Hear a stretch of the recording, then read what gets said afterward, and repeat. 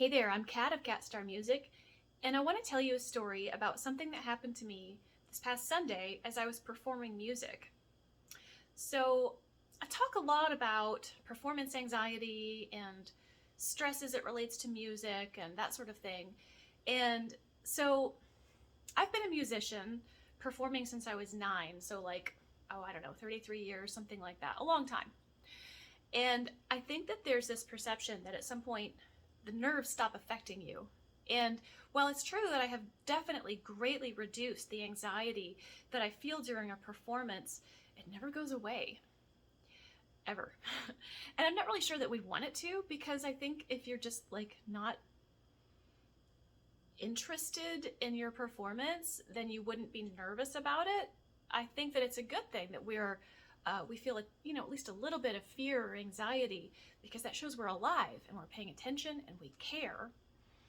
And it makes us live in the moment while we're performing, and that's when the best performances happen. But I think some beginners might think that eventually the goal is to never be nervous and all of that. So I'm going to tell you this story. It's Sunday morning. I'm supposed to rehearse with my accompanist at 8 o'clock, and I arrive at church at 7:45, and I'm getting my instruments out, and our normal audio video person is not in that morning, and someone else had stepped in to replace him. But it's a new system, and nobody knows how it works. So I was back there trying to help her with the audio video system, and then eventually somebody else came in and was helping her, so I got my instruments out. I'm running through my music, and I noticed that my accompanist is late, so I text him. I'm like, hey, you're coming this morning, right? He had car trouble. So I'm like, well, I might be leading this service alone. I might be leading it with him, but either way, are we going to get to rehearse? So I feel my heart start beating a little faster. I'm getting nervous. Then I run the audio-visual thing. We start figuring that out. And I run through the form of one of my songs. So every song has a different form, like verse, chorus, whatever. Well, it was one of the songs was all jacked in the system, and we don't know how to rearrange it. So I said, okay, well, we're just going to scrap that one song. We'll just have one song during that set. That's fine. Something else went wrong. I can't remember what, but all of these weird freak accidents kept happening, one after the other. And over the years, I have cultivated the ability to notice tension as it's appearing in my body and consciously relax it and consciously let it go and keep breathing. I notice things like my pulse. I notice, for me, anxiety shows up as a sensation of my skin burning on my chest. So I notice these things, and they don't freak me out anymore, because they're it's like a checklist. Every time I feel anxious, these things are happening. So my accompanist walked in at 2 minutes before the service started. We didn't get a chance to run through anything. We were just going to have to do it all live. Luckily, they were songs that we'd done before, but it was still pretty nerve-wracking. And I could tell he was a little shaken because, of his car situation. So everybody's anxiety level up here, And the lady, the very kind volunteer running the sound, her anxiety was up here, new system. Everybody's red alert, Even though, let's think about this for a second. It's just music. No one lives or dies based on our performance. But it's very deep in our biology to be very concerned as to what others think of us.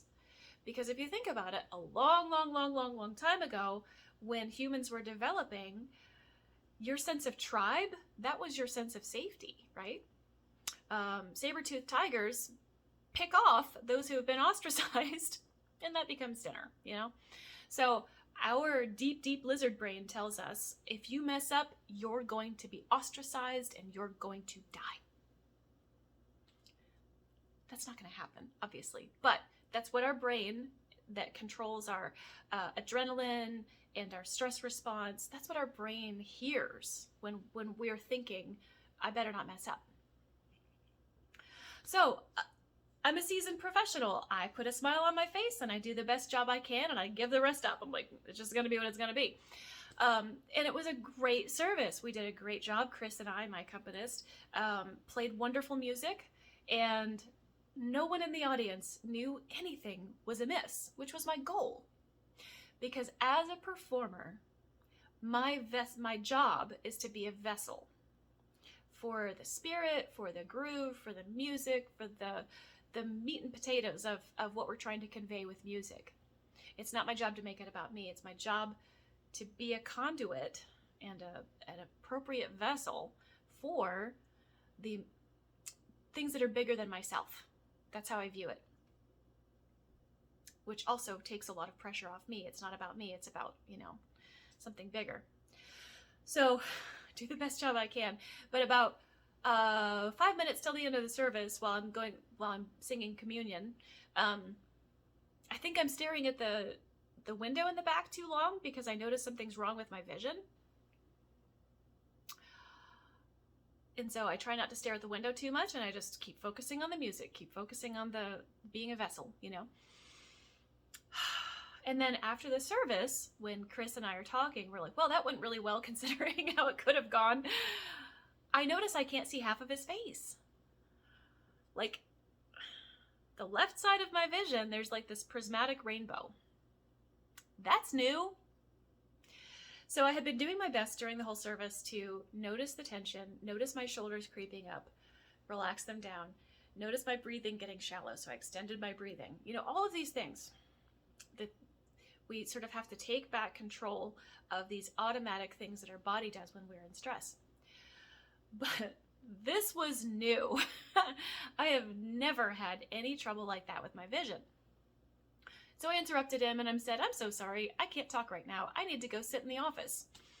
So I took myself to the church office and said, hey guys, something odd is going on with my vision. I'm going to sit here and talk with you until I feel better.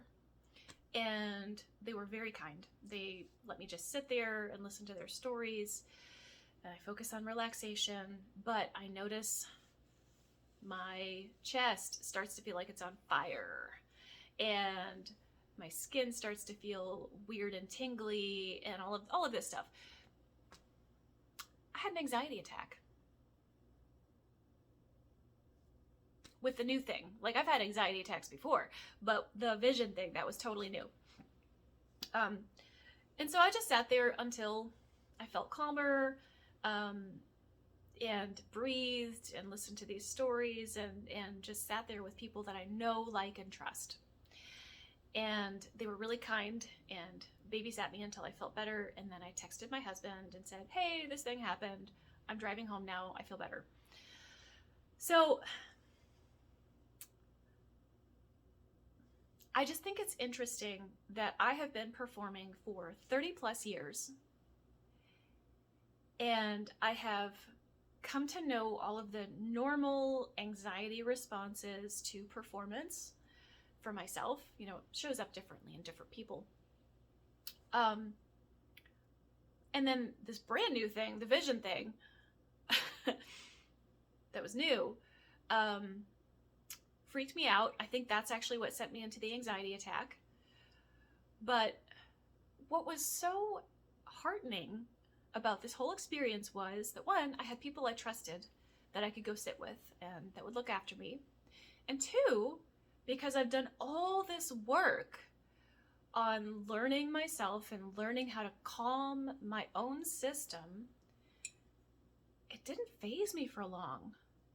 Like, I still just needed to cry when I got in my car, just to let it out, let some feelings out.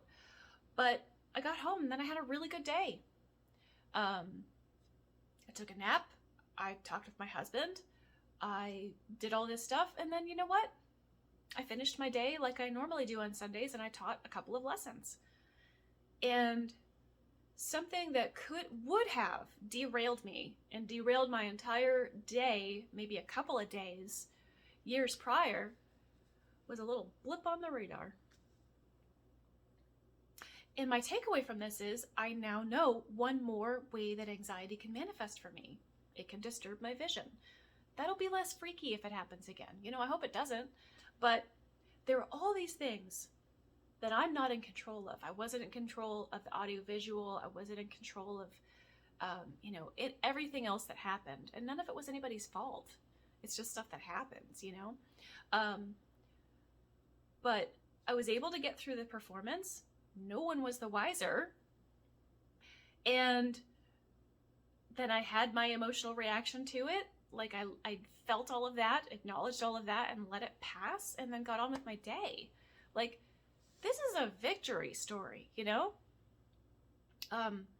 So I just think that we need to normalize these conversations about the way that stress appears in our bodies, because there is this preconceived notion that it's all in your head. Well, I have news for you. Your head is attached to your body. It's part of it, It's not like they're two separate things walking around. And so these stress reactions show up because of thoughts that we have in our head, and then they show up in our body in physical ways. And they're normal. They're normal, and there's no need to have secondary thoughts about them, like shameful thoughts about them. Secondary thoughts are thoughts we have about thoughts. There's no reason to put any kind of emotional weight or heat behind any of it. It's just stuff that happens.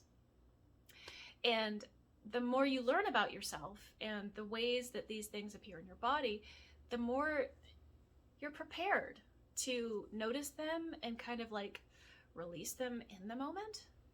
I think that's hugely powerful. And it makes me even more brave to get out on stage the next time, because I've successfully handled this.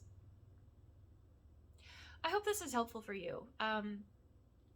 Please let me know in the comments if you've had something like this happen to you before, if you've dealt with this, or if you have other tricks. I love knowing tricks for handling stress and tension release, things like that. Or if you have any questions, put them in the comments below, okay? All right, take care, y'all.